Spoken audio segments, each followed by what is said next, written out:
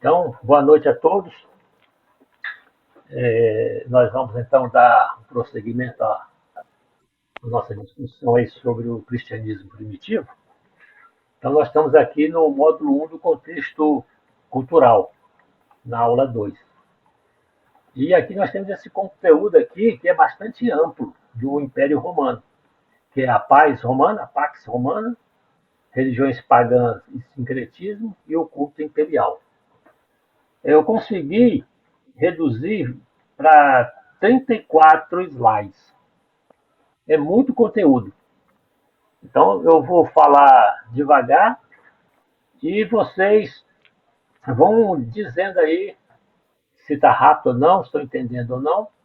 E para que não fique tão monótono, vocês também podem fazer perguntas, questionamentos. Né? Se eu tiver errado, vocês corrijam, não precisam concordar.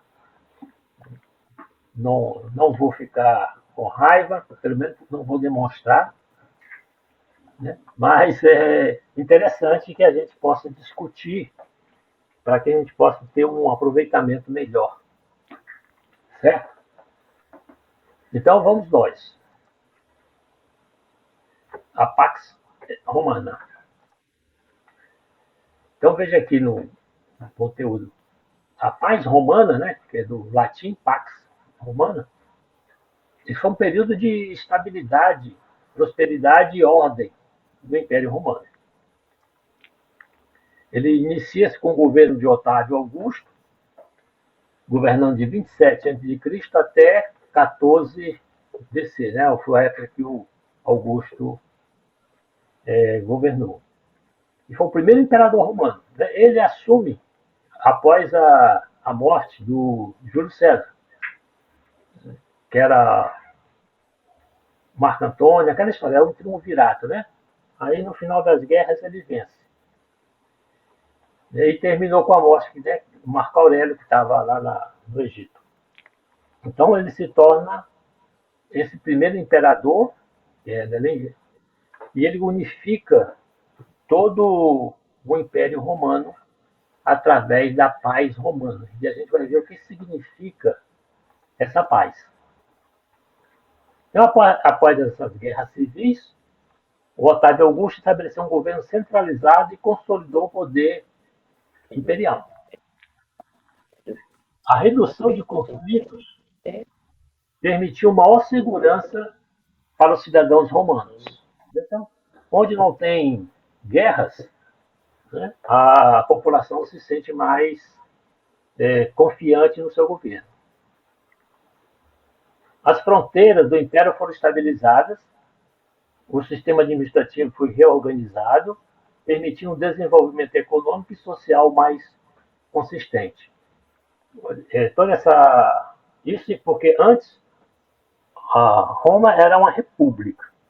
Tinha até 300 senadores, dizem, para discutir.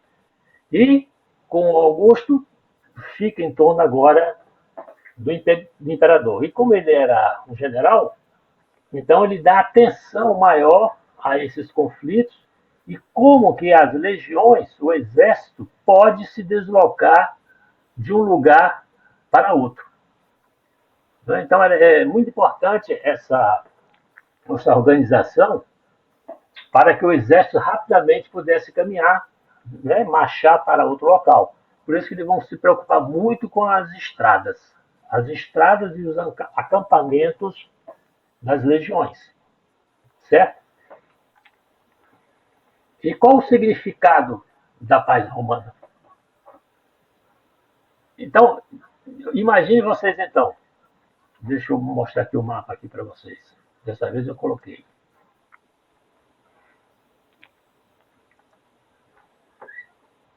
Isso aqui, esse rosa, é o Império Romano. Ó. E aqui o mar Mediterrâneo. Né? Veja a quantidade de povos, né? Nações, etnias, culturas diferentes. O mar Mediterrâneo aqui era infestado de piratas. podia nem pescar aí um peixinho porque vinha alguém para roubar seu peixe. E Roma, ela acaba com a pirataria no Mediterrâneo. E ela permite que todas essas fronteiras aqui, ó, esteja numa paz relativa. Fica aqui mais, as guerras vão ficar aqui na Britânia, né, seria hoje a Inglaterra, e na Gália, que seria a França. Então ele briga contra os gauleses e os bretões, mas isso aí bem longe dessa região aqui, onde a paz romana vai se estabelecer. Então imagine a quantidade de culturas e povos eles estão unificando. Então, quando a gente vai ler nos textos, a gente vai ver muita coisa, como se diz, negativa a respeito da paz romana. Mas ela também tem aspectos bastante positivos, porque ela permite uma unificação, não uma unificação, né? Mas uma cultura em que todos compreendam, né? Através da língua, o latim e o grego. Os sistemas de estradas são aperfeiçoadas. Aí vocês já ouviram falar daquela rota da seda, que vai lá da China. Tem a rota do Marfim, que vem da África. E tem uma outra rota dos cereais que sai do Egito. Né? Então essas rotas são todas elas bem vigiadas. E as principais rotas, a cada meio-dia de cavalo tem um posto do exército, dando cobertura para que os viajantes pudessem fazer suas jornadas tranquilas. Então, ele diminui a pirataria, acaba com a pirataria, reduz significativamente os salteadores e os ladrões e acaba com qualquer tipo de rebeliões. Agora, a rebelião que ele acaba é a Vera mesmo, né? Não é como a Veroca, não. Ele realmente usa a força militar. Então, quando a gente ouvir falar em paz romana, ó, esse lado que eu falei, ele só vai ser visto posteriormente. Porque no momento em que estão vivenciando, é uma paz imposta pelo exército romano à custa de vidas, porque eles estão seguindo ordens para que aquela população contribua e reconheça Roma como seu legítimo senhor. E se não reconhecer, tiver revolta, os soldados vão lá e destroem. E ainda joga sal nas terras, para não nascer mais nada. Igual fizeram com Cartago, né? Foi a guerra que teve entre Roma, Cartago na África, e no final jogaram até sal nas terras lá para não nascer mais nada. Então, o uso do latim no Ocidente e no grego no Oriente contribuiu para a integração cultural. Então, naquele mapa, na parte da Ásia, do Oriente, falava-se o grego. E na parte ocidental, falava-se o latim. O direito romano começou a se consolidar como base jurídica. Agora, o direito romano era para os cidadãos romanos. Então, qual é a preocupação de Roma? Como que nós vamos usar uma forma da as pessoas, os povos que foram dominados, se sentirem seguros? Eles davam a ilusão de que você estava protegido pelo sistema do direito romano. Mas o direito romano valia para quem era romano. Se você fosse um cidadão romano, tivesse a cidadania romana, se você tivesse um título de nobreza, o direito romano valia. Agora, se você não tivesse, filho, você ia para a cruz, ia para a prisão, ia para as galés, ia para a chibata, e era mais para as minas, né? Era a forma que eles tinham de acabar com as rebeliões, botando penas pesadas. Para quem fosse, pensasse em fazer uma rebelião, soubesse que se fosse pego, as consequências seriam drásticas. Então veja que essa paz romana, essa imposição de Roma para que os povos reconheçam Roma como a autoridade maior que poderiam recorrer. Isso tanto a termos jurídicos quanto divinos. Que a gente vai ver lá no culto ao imperador, né, que ele, como Deus, né, se a população cultuasse, recebiam vários benefícios. Então, ele faz esses investimentos em infraestrutura, como aquedutos, estradas, banhos públicos, templos e anfiteatros. Isso nas cidades que reconhece e tem uma parceria com Roma. Então, você pega, por exemplo, uma cidade lá, Cartago.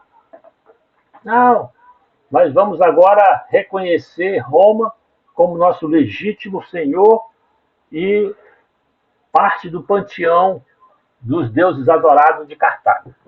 Aí ele fazia lá um templo lá para adorar o César e os outros deuses também, não importa, o importante é que houvesse adoração a César, e pagava em dias os tributos, os próprios nativos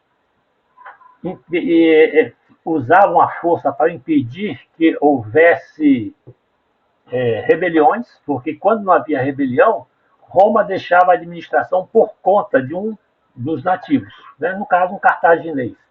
Se houvesse muita rebeliões, ele botava alguém de Roma para tomar conta. E esses benefícios, Roma olhava e investia naquela cidade com essas estruturas, aquedutos, estradas, facilitando a vida, dizendo: olha, se vocês me reconhecerem, olha o que vocês ganham.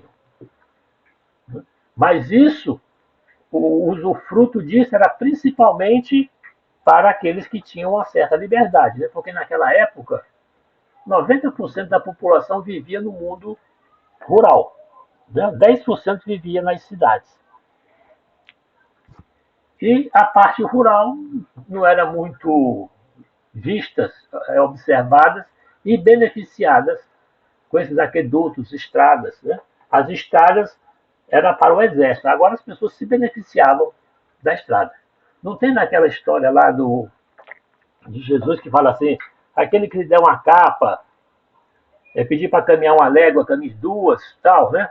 Tinha uma lei que um soldado romano poderia solicitar a qualquer um que ajudasse a carregar suas tralhas. Que um soldado romano carregava a tralha pra caramba. E ele podia carregar uma légua. Era a lei. O caboclo tinha que dividir com ele uma lei.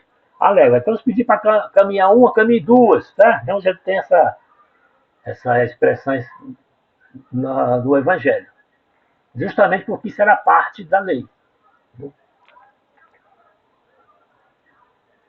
Bem, então, a paz romana não foi um período completamente livre de guerra, mas foi um período em que as guerras diminuíram bastante. As campanhas militares diminuíram. Ficaram só, como disse, lá na Bretanha e na Germânia, que é mais na Gália. Né?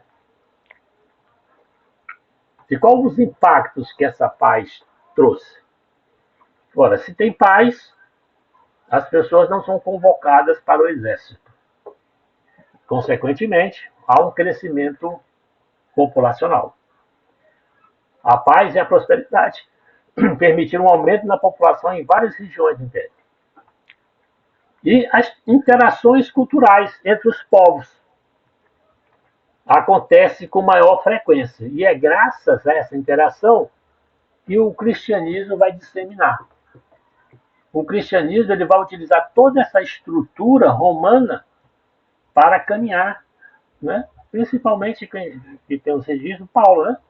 Paulo vai fazer uso dessas estradas e usar que não tem ladrões, não tem piratas, e vai andar no Mediterrâneo tranquilo, vai andar nas estradas sem ladrões e vai usar a segurança que a paz romana trouxe para todo o império. Então, ela se estabeleceu as bases de uma organização administrativa, que seria modelo para futuros impérios e nações. Então, essa paz ela durou aí bastante tempo, a gente vai ver uns 300 anos, até o século III, né? E outras nações até hoje, né? No Brasil, disseram na década de 70 que governar abrir estradas, né?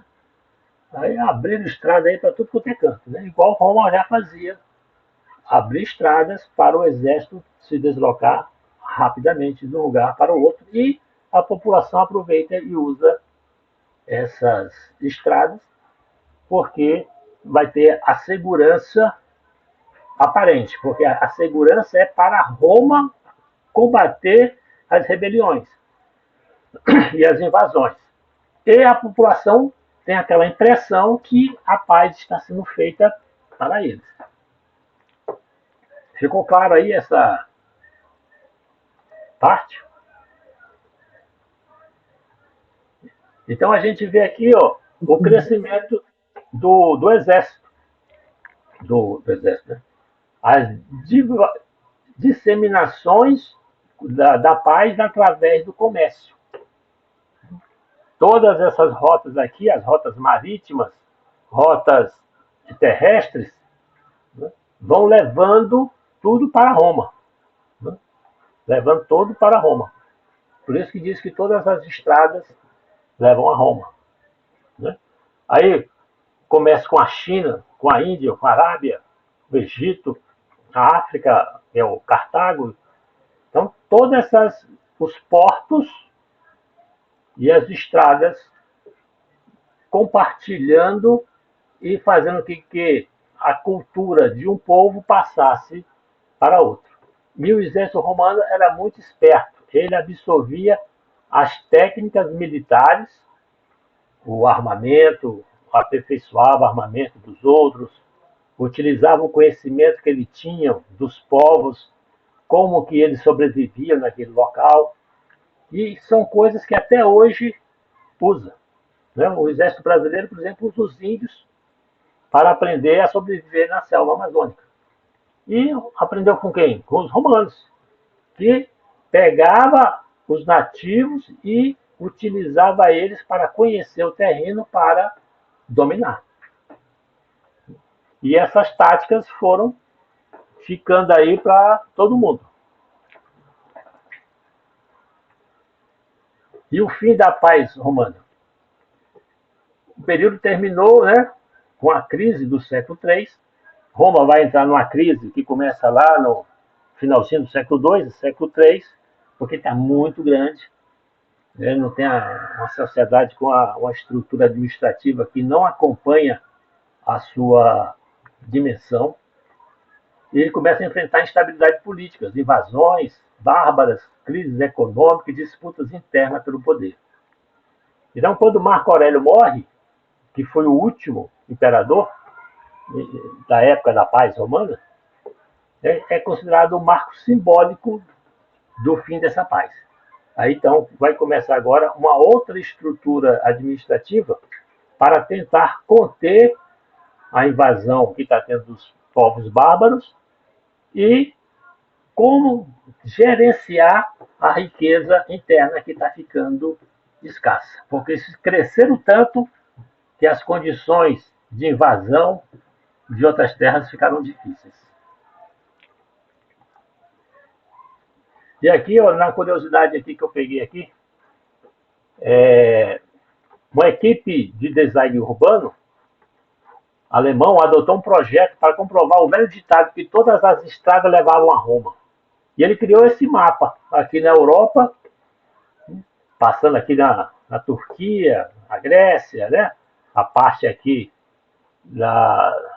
onde fica a Rússia. Né? E eles chegaram e fizeram isso aqui, ó, esse mapeamento. E todas as estradas realmente levam para Roma até hoje ainda. Né? Então isso aqui é uma coisa atual, foi tudo em 2000 e pouco, isso aqui, 2013 parece, que alguém fez isso aqui. Né? Pois bem, gente, então aqui a gente encerra essa parte aqui da paz romana. É algo muito interessante, se vocês tiverem chance de ler aquele texto que eu coloquei aí, ele é muito rico e mostra o contraste da paz romana com a paz que Jesus traz. Tá certo? Então, nós vamos agora para a outra parte. Só vou dar uma pausa aqui